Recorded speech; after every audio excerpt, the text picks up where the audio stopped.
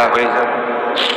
কোন দিন মসজিদের মাইকে আমার নামটা ঘোষণা হয়ে যাবে, মসজিদের পালকিটা আমার ঘরের সামনে দাঁড়িয়ে যাবে।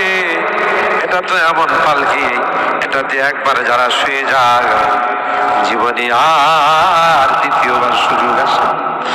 দুনিয়ার মানুষ নিষ্ঠুরের মতো আমাকে গোসল করাবে, আতর গোলাপ দিয়া সাজাবে,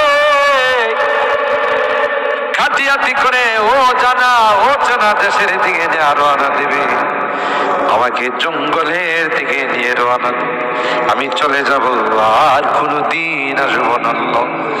ওই মুহূর্তটা আসার পূর্বে নেককার বানাই দিও আল্লাহ, পরেজগার বানাই দিও, কলমাওয়ালা বানায় দুনিয়া থেকে নিও আল্লাহ। আমি যদিও গুনাহগার, মুসাফিরের দোয়া নাকি তোমার কাছে কবুল।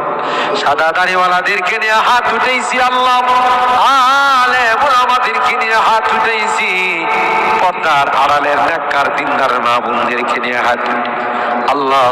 যাদের হাতখানা পছন্দ হয় সেই হাতের ওসিলায় আমাদের দোয়াগুলো কবুল করে নাও। রব্বানা তাকাব্বাল মিন্না ইন্নাকা আনতাস সামিউল আলিম ওয়া তুব আলাইনা ইন্নাকা আনতাত তাওয়াবুর রহিম। সুবহানা রাব্বিকা রাব্বিল ইজ্জাতি আম্মা ইয়াসিফুন ওয়া সালামুন